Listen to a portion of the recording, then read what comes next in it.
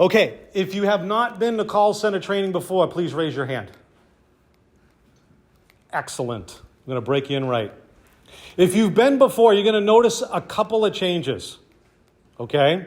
They're not dramatic, they're not significant, but you should know about them. If you dive into your blue folder, I'm going to do it kind of out of order. The call center managers will talk about the items in your blue folder. You will notice a very nice red card. Any soccer players or fans in here? That is your red card. When you hold that up because you need attention from the call center manager. Okay, that's one of the things that was brought up in our trainings last year. And if you've been here before, at least since I've been here, you know that when we ask for feedback, we actually want it. Because we use it when we can, not always, but we use it to improve our process. Okay, and we have done that from time to time in my 3 years here. I promise you, I'm not just making that up. The other thing you will notice is there is no name tag in front of you. Now, when we brought this up, my good friend, at least in my mind, she's my good friend, Chris Cummerly, said this: they don't need name tags because you know why? We're going to be bonding through crisis. And I was like, oh my God, I got to write that down. That's fantastic stuff. As you look around the room, you will notice we have a bunch of things posted that will help and guide you when you're answering phone calls. It's important to give those a once-over, right? So you know what's on them. Just a refresher, and for the new folks, brand new, these are what we use as emergency processes, if that's a word, here at Everett Public Schools, okay? We let the school handle the incident at the school level, and then we support the school and the district with these 3 emergency processes. Emergency Operations Center is across the hall. You guys are obviously call center. If you don't know, reunification is done at Memorial Stadium. Why is there a call center? Basically, this is a really cool slide. I can sum it up for you like this. There is a call center because of this. We don't want a ton of calls going to the school going unanswered, number one, because people will fill in the blank if they don't have information. And number 2, you are going to have the most accurate, up-to-date, releasable information that as a district we want you to disseminate, to give out, okay? They'll also be going out on social media. The information will also be going out on our website. You're going to hear me say several times, please stick to the script. There's going to be a script that's going to come up on the screen. It's going to be updated as information comes in, new information. That's all we want you to give to the person on the other line, okay? I get it. We're a school district. We're going to want to fill in the blanks. Please don't fill in the blanks. That's what's going to get you in trouble, okay? In trouble. You're not going to be in the principal's office, but you may give somebody something because you have a very strong heart muscle that you really shouldn't be giving them, okay? Please don't fill in the blanks about past procedures that you know at a school you may have worked at because they may have changed, right? Just stick to the script, okay? And one of the things that came up in the earlier session is, what if somebody asked me a question about pickup or drop-off and I don't know the answer? You direct them to social media. You direct them to our website. You do not need to fill in the blank on that because I don't expect you to know. I don't expect you to know that, okay?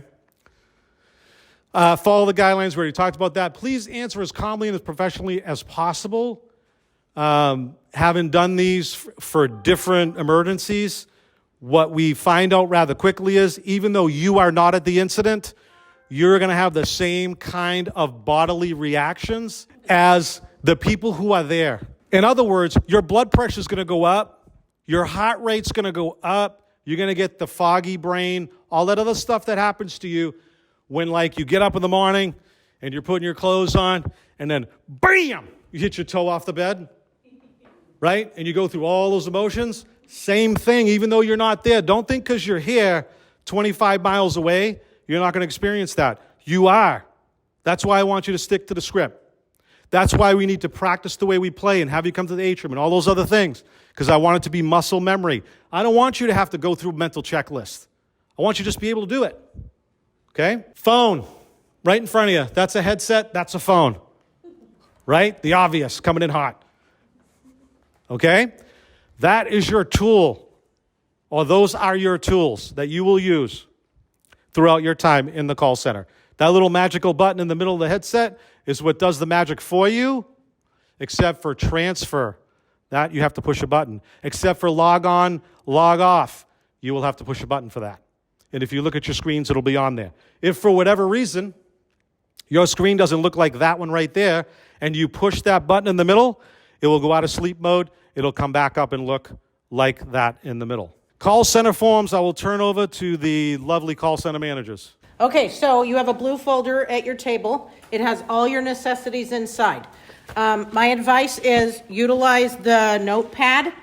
If you need to take down some information, you can put it on the notepad and then transfer it to the forms you're going to be completing. Don't feel rushed. You have time, okay? The blue form is for every single phone call you're going to log. Every phone call. You ask them for their name and their phone number. You're going to fill it out, as much information as they provide you. If they want to have you, just start spewing out information, stop them, say, I want to help you. I need your name and phone number. The yellow form is an action form. It's if some kind of action is required from the caller. Maybe it's the media, they want more information. You're going to write down the information and we're going to send it over to communications. So fill out this form, put it in your basket. The call center managers will come by and pick these up. If all else fails and you're not sure, fill out the yellow form and we'll disseminate that for you. Okay? And again, the red is emergencies only. If somebody has a car accident while they're talking to us on the telephone and we need to help support, that's an example. You'd raise this and we'll come over. Okay? Is there any questions about what is in the blue folder? Okay, thank you. Call center operations, let's get into it. All right, as we did today, we will do from now on, whether it's a drill, training, or an actual event, you will get a Blackboard Connect message. If you did not get one, we need to know. Did anyone not get the Blackboard Connect message? Oh man, 100%. Giddy up. Okay, and then you will go to the atrium. Why do we have you go to the atrium, you ask? This is the answer. Because if all groups go down and one group is short, we can steal from another group. Because we got to have 18 folks, 19 preferably. Okay? 18 phones plus a runner. So that's why we do that. That's what we will do. So again, I'm trying to build muscle memory in you, so you have to think the least amount as possible. Does anybody in here not like jobs where you don't have to think about it? Glad I could help. Okay, so you come in, you go to the atrium. Please sign in, and then alternatively, sign out when you leave, so that when everything's all over, we're not wondering where you went. Right? We don't want to have the search party go out because we don't know where you went. Then you should check in with your call center manager. They may give you additional information. They might just say hello, and away you go. Seat, vest, the whole shebang, right? Then look through your folder. Make sure you have blue sheets, yellow sheets. You have a red card. You have a note-taking pad. You have something to write with. Then once that's all done, now you're ready to slap the headset on and go to work, right? All right, so what does that look like? Yeah. Showtime. All right, so you're going to push log in. We want you to say that second line. If you forget that, guess what we did? We put it on the wall. Says it right there. Says it right there. Okay? After the call is over, it takes 3 to 5 seconds for the flux capacitor to switch and get another call into you. And guess what, folks? The next call is coming. Does anybody not know what a flux capacitor is? Oh, you got to Google that noise. 88 miles an hour? Okay, anybody shaking their head? No, I don't know what's wrong with you.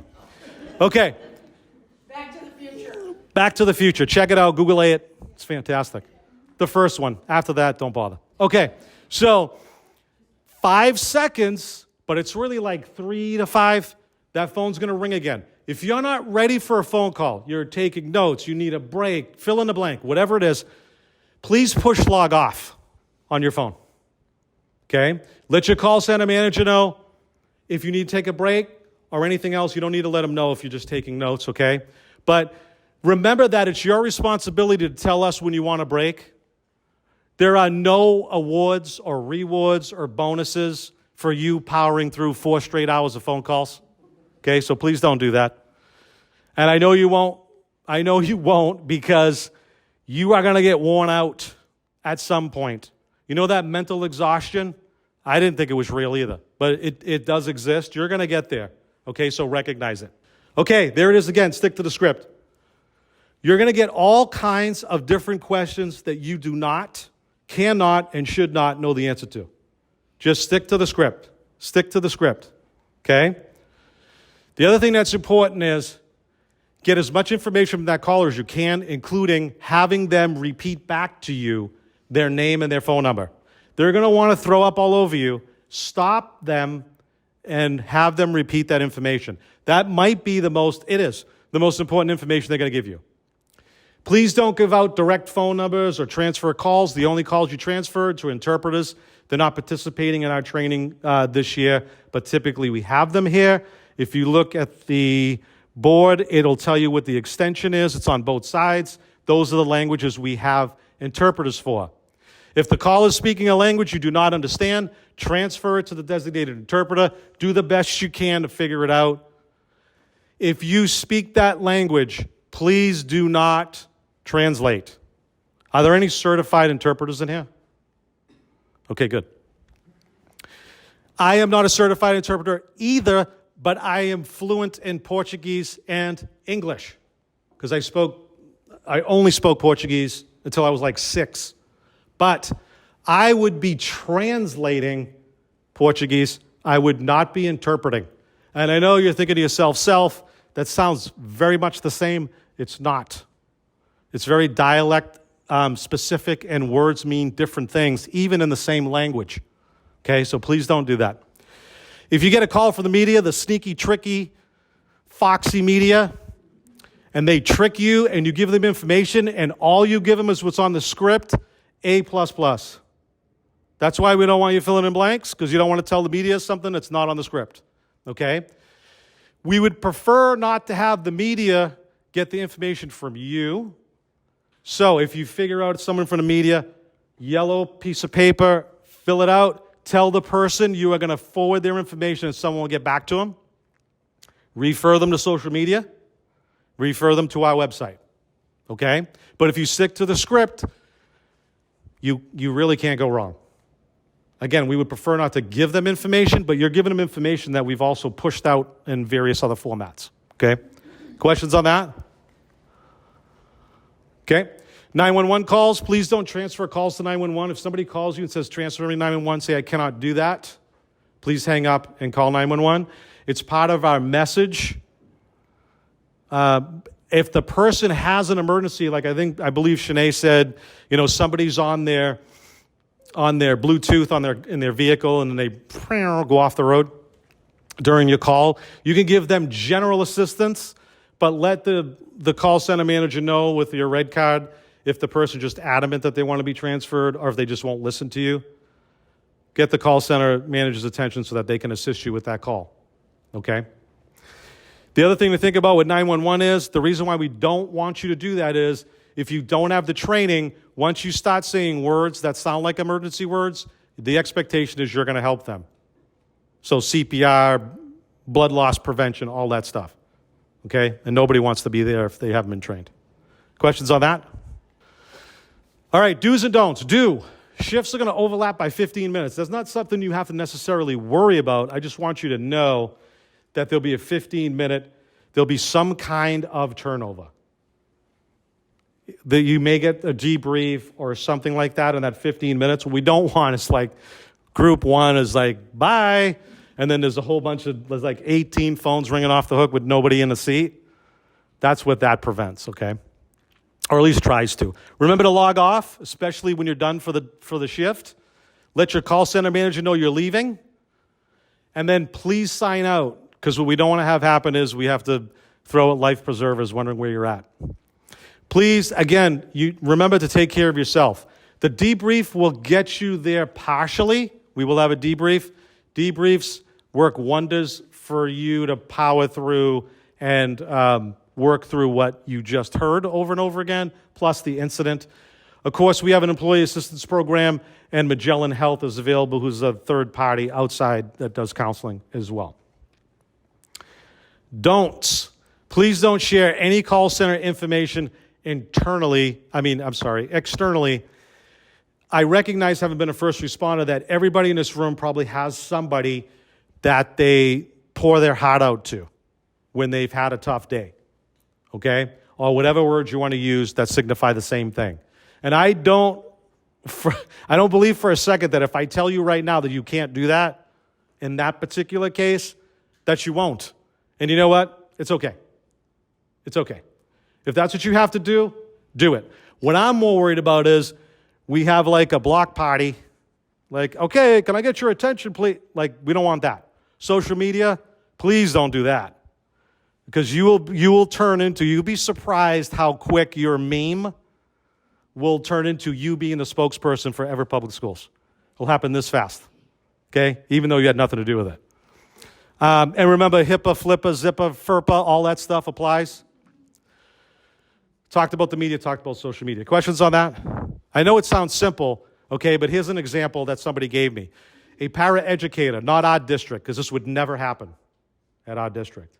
We're very professional. We stick to the script. Policies and procedures and state law are paramount in everything that we do. Safety is our priority. It would never happen here, but here's what happened. A para was working with a student who had mobility issue, and they were so excited that the student was able to use a specific piece of apparatus on the playground that all they said was, had a great day today, my kiddo was able to use blah, blah, blah. Didn't mention the school, didn't say anywhere on her Twitter or Snap Chisel or whatever it was where she worked. No picture of the school in the background. Didn't mention her name. Well, her name was mentioned. Didn't mention his name. No photographs, nothing. But guess what? People who knew the situation were able to put two and two together, weren't they? Yeah, the parents sued and won $1.5 million. Please don't do that. Questions on that? Is anybody familiar with that case? Happened right here locally, but not here at Everett Public Schools, like I said. Right here, precipice of professionalism. Okay, if there are no questions, we're going to move to the simulation exercise. For those of you who've never been in the training before, deep breath. What's going to happen is we're going to take one side of the room. This side is going to leave with their cell phones. They're going to call this side with some questions, comments, and concerns relative to the incident. We are going to post stuff. Don't leave yet because you don't know what happened. We're going to post stuff on the board. We're going to post updates. You need to look up so that you have the most current information. Here is what happened. It is the date doesn't really matter, but it's 10:15. Does anybody know what happens at 10:15 at the beautiful Everett High School campus? Lunchtime. Anybody who hates driving should drive down Colby around 10:18. It's like running into a dam of human beings, okay? So, you know there's people coming and going. A huge fight broke out right there in the middle, affectionately known as the Commons to me, but they call it something else there. Gunshots ring out. 2 students hit the ground. It's unclear whether they've been shot or not, but they hit the ground. Then everybody else, as typically happens, right, blitzes and scatters and goes, okay? That's the incident. Now, if you're at the phone, that's the basic information. We're going to give you additional updated information in pieces. You are going to have to look up and look at the screen for that information, okay? Remember, stick to the script. If you're asked, like, when do I pick my kid up? Social media, website for additional information. If you're asked anything that's not in the script, that you're going to have to go into some deep, dark recess in your brain to answer, website, social media.